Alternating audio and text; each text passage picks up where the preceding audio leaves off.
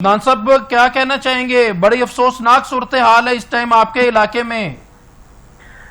جی بالکل، اس وقت جو ہے سب سے پہلے کائنڈلی بتائیے گا کہ کتنی اموات ہو چکی ہیں، آپ وہاں پہ موجود ہیں؟ جی بالکل، اس وقت جو ہے ہم موجود ہیں یہاں پر، اور خیبر پختونخوا میں، اور اسپیشلی جو علاقے ہے بنیر ہے، دیر ہے، سوات ہے اور باجوڑ ہے، اور پھر ان چار اضلاع میں پھر جو بنیر کا علاقہ ہے وہ بہت زیادہ متاثر ہوا ہے۔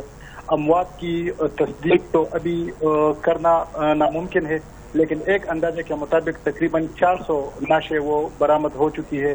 اس کے علاوہ سینکڑوں زخمی ہے، اس کے علاوہ کئی گھر، سینکڑوں گھر جو ہے وہ صفائی ہستی سے مٹ گئے ہیں۔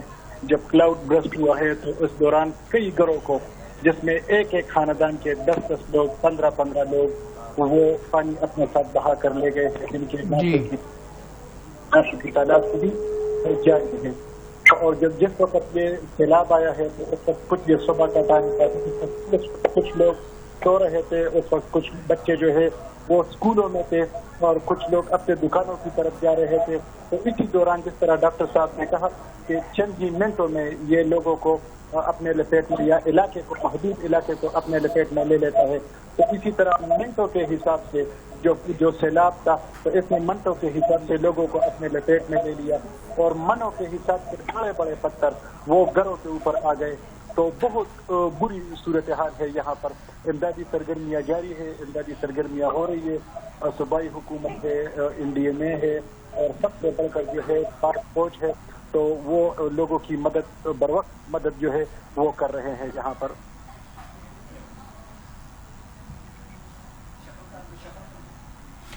سید عدنان صاحب، آپ کی نظر میں امدادی کارروائیاں کیسی چل رہی ہیں وہاں پہ؟ اس ٹائم جو ہے پورا Pakistan government, Pakistan army on one stage موجود ہیں اور بڑے تیزی سے کارروائیاں کی جا رہی ہیں، تو آپ کی نظر میں یہ کافی ہیں؟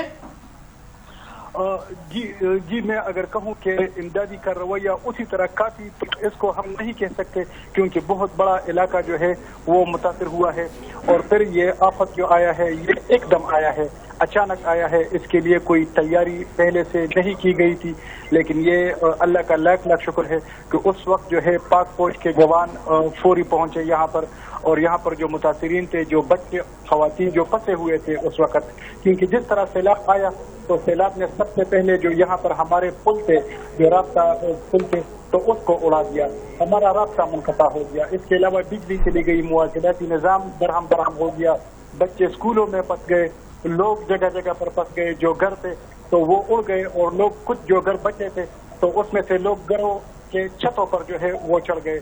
تو یہاں پر جو سب سے بڑا کام ہوا تو یہ ہوا کہ پاک فوج کے ہیلی کاپٹر آ گئے، تو ان ہیلی کاپٹروں نے بہت سے، یعنی سینکڑوں لوگوں کو ان ہیلی کاپٹروں نے بچایا، اور پھر جو بچے اسکولوں میں پھنسے ہوئے تھے جس کی اطلاع بر وقت دی گئی تو ان بچوں کو وہ بچایا۔ تو یہ امدادی سرگرمیاں جو ہے یہ قابل تعریف ہے، اور پھر سب سے بڑھ کر یہ بات ہے کہ وہاں پر جو زخمی تھے ان کے لیے پاک فوج نے یہاں پر ریلیف کیمپ قائم کیے، ان کو بر وقت میڈیسن دی گئی۔ جو شدید زخمی تھے یہاں پر بہت سارے، ان کو آرمی کے ہیلی کاپٹر کے ذریعے پشاور اور اسلام آباد منتقل کیا گیا۔ اس کے علاوہ یہاں پر جو موجود لوگ تھے تو ہیلی کاپٹر کے ذریعے اور فوجی جوانوں کے ذریعے ان کو راشن فراہم کر دیا گیا، اور ان کو صاف پانی فراہم کر دیا گیا، کیونکہ یہاں پر پانی کی بہت زیادہ قلت تھی، تو پانی اور راشن بھی ان کو بر وقت پہنچایا گیا۔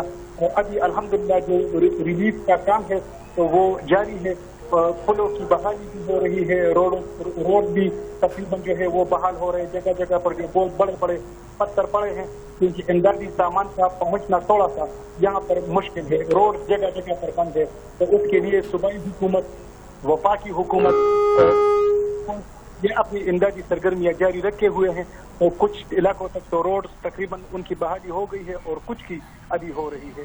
جی عدنان صاحب، وہاں پہ امدادی پیکج کا اعلان کیا گیا ہے، جبکہ ہیلپ لائن بھی باقاعدہ طور پہ بنائی گئی ہے 911، تو وہاں پہ لوگوں کی کیا صورتحال ہے؟ ابھی بھی کہا جا رہا ہے کہ لاشیں جو ہیں ڈھونڈنا ابھی بہت ضروری ہیں اور بڑی تعداد میں ابھی باقی ہیں، تو کیا گراؤنڈ کی صورتحال ہے عدنان صاحب؟ جی بالکل آپ کی یہ بات درست ہے. ہیلپ لائن قائم کیا گیا ہے اور لاشوں کی تلاش جاری ہے. بہت زیادہ لوگ مسنگ ہے، جس طرح میں نے اپنے آغاز میں کہا کہ تصدیق ابھی نہیں ہو سکتی. اور سب سے بڑھ کر بات یہ کہ مواصلاتی نظام درہم برہم ہے. موبائل کے اوپر ایک دوسرے سے رابطہ نہیں ہو سکتا. پہاڑی علاقے ہیں اور ہر پہاڑ کے پیچھے ایک چھوٹا چھوٹا گاؤں ہے، تو وہاں پر اگر کچھ لوگ مسنگ ہے تو ان سے رابطہ نہیں ہو رہا. لیکن بہت زیادہ لوگ ابھی مسنگ ہے. اور جس طرح ڈاکٹر صاحب نے کہا کہ پاکستان میں ٹیکنالوجی ہے اور ٹیکنالوجی کی کچھ کمی بھی ہے ہمارے ساتھ، تو ہمارے پاس ایسی کوئی ٹیکنالوجی بھی نہیں ہے جس سے ہم ناسوں کی تلاش فوری کر سکے. تو لاشوں کی تلاش ابھی جاری ہے. اللہ کرے کہ کچھ لوگ ہمیں جو ہے وہ مل جائے جلد از جلد، تاکہ اگر کچھ زخمی ہے تو ان کا بروقت علاج ہو سکے. اور جو ہیلپ لائن کا قیام کیا گیا ہے تو ہیلپ لائن پر بھی اس طرح مقامی جو لوگ ہیں تو وہاں پر مواصلاتی نظام درہم برہم ہے، تو وہاں سے باقاعدہ تصدیقی اور اس کے اوپر وہ نہیں کیا جا سکتا ہیلپ لائن